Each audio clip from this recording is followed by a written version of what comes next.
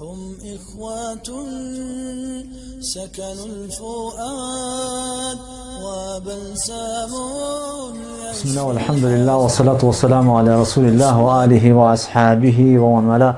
السلام علیکم و رحمت الله و برکات.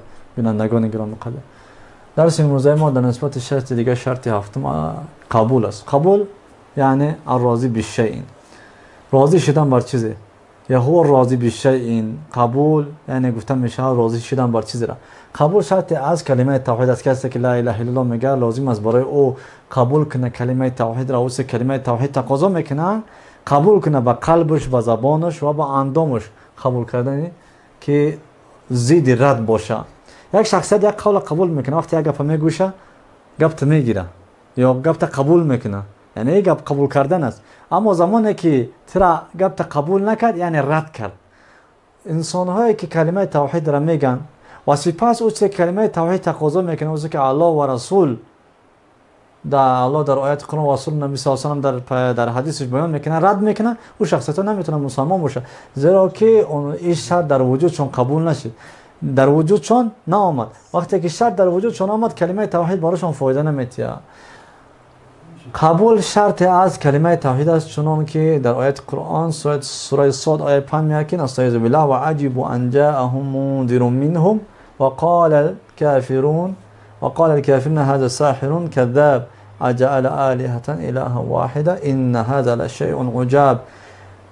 تعجب کردن زمانی که آمد برای آنها، مشرکین تعجب کردن زمانی که آمد برای آنها منذر، ترساننده، یعنی نبی، یک ترساننده آمد که از خود اونا بود، از قومشون بود. الله او را پیامبر قرار داد یا نبیش قرار داد و مردمشون می ترسانید.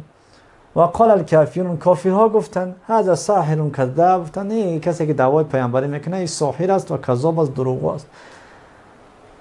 اجعل الالهة الها واحده، آیا این قدر اله ها را یک تا اله قرار دادن؟ ان هذا لشیء عجاب، یک چیز عجیب است که همه اله ها یک اله قرار، یعنی یک اله همه کار کرده بتونه.